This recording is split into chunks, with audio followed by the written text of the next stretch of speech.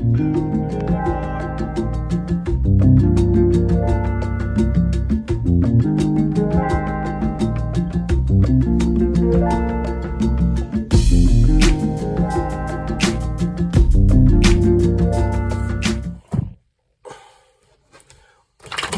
it do, Aquarius? This is the January 2022 reading for your sign. And my name is Anthony DeMario, aka the Hoodytarot, here to bring you the good news. And we're just going to get into it like that right here. First of all, thank you for coming back and thank you for your support. I really do appreciate you. All love is supported, all tips and all those good things are supported as well. The information is below the video and we're just going to get started, okay? So, what do we got for you? So we're going to start with your oracle card. We have the Garden of the Gate. I love this card right here because you got the young lady and she is standing there before the gate, flowers, and then she is behind the gate. On the other side of the gate is this vast open, field. And so when I look at this card, it's the vibration of doing something new. You Aquarians, I'm an Aquarian. We are going to have to do something new. We are going to have to challenge ourselves by looking beyond the gate, breaking the comfort zone, getting free from what they're used to, even though it is beautiful and it is nice and it smells good and it feels good and there's all of these wonderful things. You know, there is an element of curiosity there. And there, you know, this is a girl, you know, she's a child. And so with a child's eye, I believe that we're going to have to maneuver through the month of January, okay? So we're going to get into your tarot cards, all right? And by the way, this is an intuitive reading. I know I used to have a format, but I rather do this the way that I do my readings, just so you can see how I work whenever I go into the home, or if you do hit me up for a virtual reading, this is a little bit more closer to how my style is done in terms of a personal reading. So by all means, make sure if you dig it, like, share, subscribe, all those wonderful things. I do appreciate you very much. So once again, this is for Aquarius. I would advise you that it's best to check not just your sun sign, but also your moon sign and your ascendant as well, just so you can get a broader scope of the messages, all right? So what do we got for you, Aquarius? Let's see what we got for you. Okay, Aquarius, so we'll start with the bottom of the deck, and it is the Wheel of Fortune. I love this. Jupiter-type beat, Jupiter-type energy. I love it. You know, it's the Wheel of Fortune. Good karma coming to you. You know, the Wheel of Fortune is one of those cards that I think energetically it gives an individual the power to really take the reins, really take the hold of their life, okay? So if you've ever felt like you've been on the out, if you feel like you've been a victim of circumstance, if you felt like you've had things that haven't been in your control, whenever the Wheel of Fortune shows up, it says that we're going to give you the good things, we're going to give you the good luck, the good karma, the good energy, but it does prescribe a call for action. You know what I'm saying? Like, you got to do something about it. You've got to own something within your life, okay? You've got to take ownership in terms of what has spun out of control. Where have you felt out of control, okay? So coming into this reading, I feel the energy. We have the Three of Swords and the Hanged Man, okay? So this is interesting because the Three of Swords does kind of have a little bit of disappointment that's associated with it. And then we have also the Hanged Man. So, you know, when I look at this, I think this kind of speaks to like all of the Saturnian things that Aquarian has been dealing with for a while now. Okay, Saturn has been in Aquarius for a while now, and so there has been, I would say, some disappointments. Not necessarily like their losses, not like their I would say failures, but I do think that one thing about this Three of Swords energy, it does speak to, like, you know, when you meet some type of resistance, or when things don't mature the way you think they're going to go, or move the way you think they're going to go. So I would say, you know, this Hanged Man energy does kind of take a look, you know, take a look and observe where you're at. Take a look and see the lessons, why certain sacrifices matured the way they did, why certain relationships didn't mature the way they should have, why, you know, why certain things that you really wanted just didn't happen. Like, this is kind of like the energy of It reminds me, it's like the blessing in disguise energy. A lot of you are going to be witnessing a lot of blessing in disguise in the way of not getting that person or not getting that thing or not having that job. Because all in all, not to be cliche, but there's something a lot better on the horizon. And that being said, how your energy is coming out. Oh, we got 3 cards, okay? So how your energy is coming out, we've got the Page of Swords.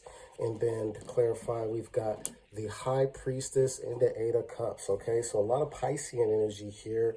And a whole lot of air, okay? So communication, you got Mercury. I believe Mercury is in Aquarius. It is a time for communication. It is the time to like send a message, to do the things, to be diligent with paperwork, but then also to express yourself. So a lot of you need to communicate, whether it's within relationships or whether it's within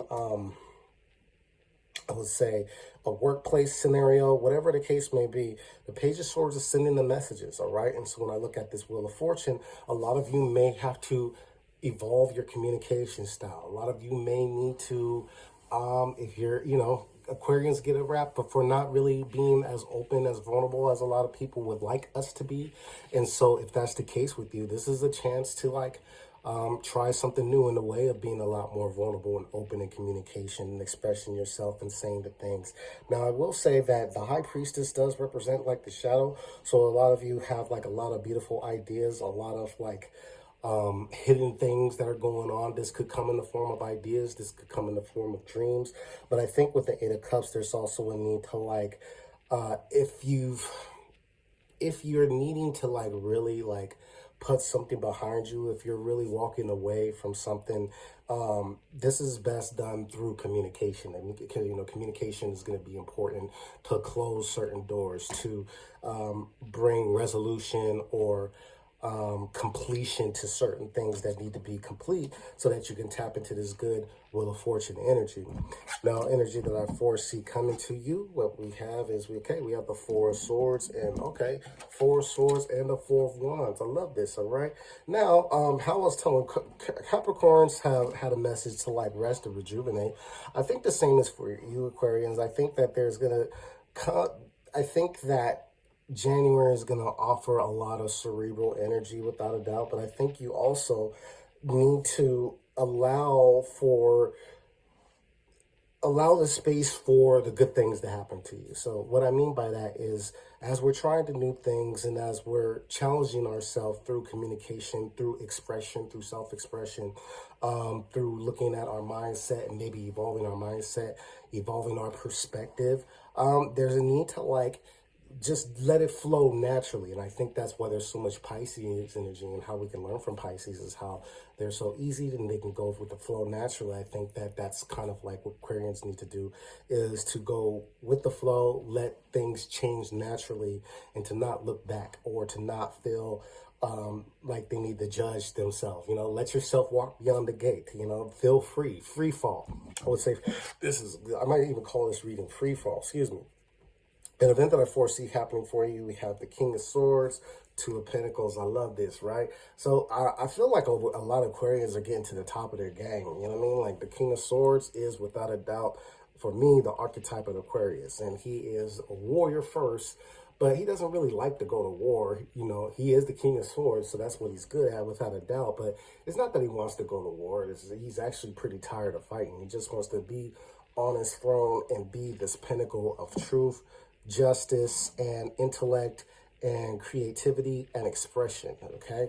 And so a lot of you might feel like you're evolving to your throne shit, where it's like, okay, it is about, evolving myself and doing the things to make myself better, and to not feel like I need to be in constant conflict. And I think that's a big lesson of what this 3 of Swords is.